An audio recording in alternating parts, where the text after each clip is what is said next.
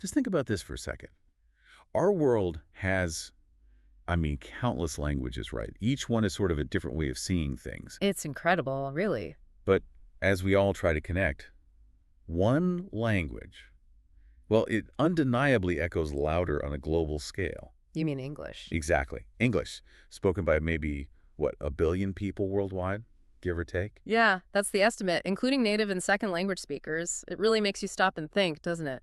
How did one language get quite so central? Uh-huh. It's not just the numbers, is it? It's the influence, like everywhere. Across so many parts of life. Absolutely. So that's what we're doing today, this deep dive. We're going to try and unpack the global weight of English Looking at how it got here, what it's doing now. and maybe, where it's heading. So our mission, if you like, is to understand its history, its current clout, and, yeah, its future. Okay, sounds good. Let's get into it. Right.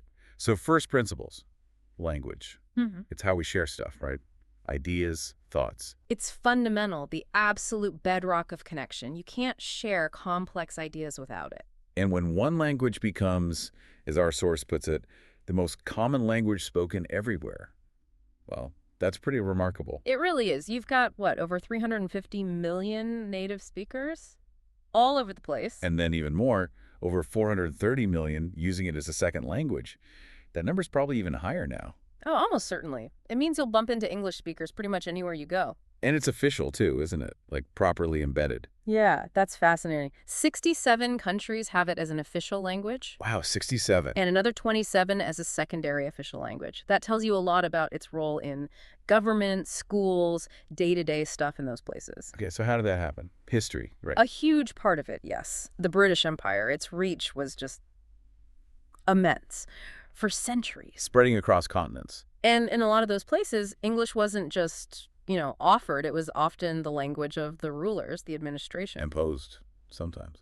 Yes, definitely. And that historical footprint, it's still there. English often remained important even after independence. But it's not just about people whose first language is English.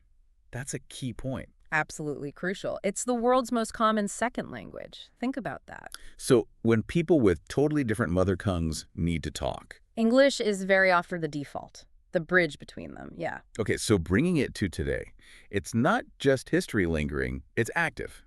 Very active. It's still dominant in business and culture, especially in fields influenced by those historically connected British or American spheres. So its importance is constantly being kind of reinforced. Exactly. Its usefulness today is just undeniable. You see it in schools. Right. All over the world, kids start learning English really young.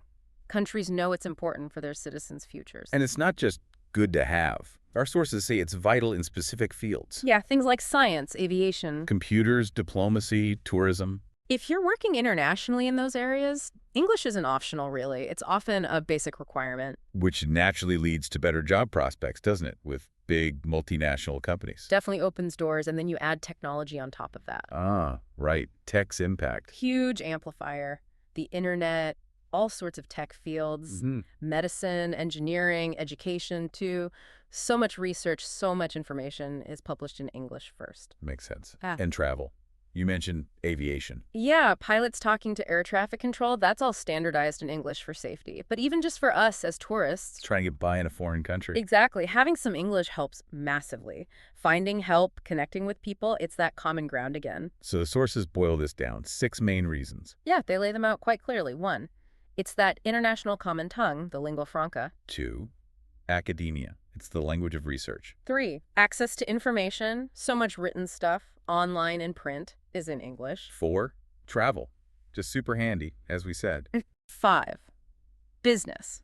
Essential for international commerce. And 6, Hollywood. The language of movies and pop culture.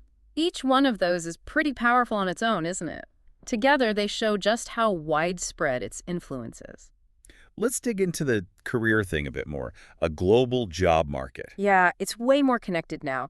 Companies working across borders need people who can bridge those language gaps. And English is usually that bridge language. Very often, yes. So think about jobs like translators, obviously, language teachers. Or even marketing folks trying to reach global audiences. Exactly. English skills can directly translate into specific career paths or just give you an edge in many international roles. And the internet. You can't ignore the internet. Not in this day and age. English is like the king of the internet. Nearly 1 billion users communicating in English online. Wow. So if you know English, You unlock this massive chunk of the digital world. News, forums, research, entertainment, connecting with people. It's which huge. it kind of brings us to globalization, doesn't it? It does. The world is just getting smaller, more interconnected. Trade, travel, tech, it all forces more international communication. And we need a way to do that efficiently. Right. So having a world language like English simplifies things enormously. You don't need everyone to learn dozens of regional languages to collaborate. It's just practical. It really is. And the amazing thing is, even in places with less direct historical ties to Britain or the US, you can usually find someone who understands basic English, almost anywhere. That reach is quite something. It speaks volumes, yeah. Okay, let's look at specific industries our sources mention. Media first. Hollywood. Yeah, you can't overstate Hollywood's influence. All those movies, TV shows, pop songs, mostly in English. Beamed around the world. Exactly, it shapes culture and just exposes billions of people to English constantly. And the internet again. Right. We touched on it, but the sources stress like over half the content online is in English. Over half. Wow. Plus, many of the giant tech companies shaping the internet are based in English-speaking countries. That reinforces it too. Okay, travel, you had an example. Yeah, like imagine someone from Spain traveling in Thailand. They probably won't find many Thai people who speak Spanish, Sure. but they're much more likely to find people who can communicate in English. It acts as that neutral ground. Makes sense. Business. Well, it's widely seen as the key language for international business. Because of the US, UK, Canada. They have those major economies. Mhm. Plus India, where English is crucial in business.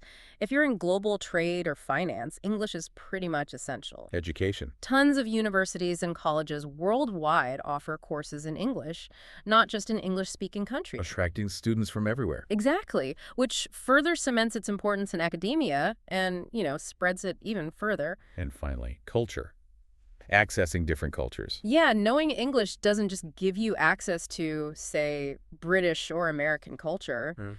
So much world literature, film, music gets translated into English or influenced by it. So it broadens your horizons generally. Definitely. It's a gateway to a lot more than just one or two cultures. So wrapping this up then, our deep dive, looking at the sources, shows English is prominent because of, well, its history. Yep. The historical roots are undeniable. Its massive use today, both as a first and, importantly, a second language. That second language aspect is key. And its crucial role in really important areas like business, tech, travel. All those drivers we discussed. It really does seem to be a kind of key unlocking opportunities in this super connected world we live in. Absolutely. So I guess the final thought to leave you with is, what's next? Good question.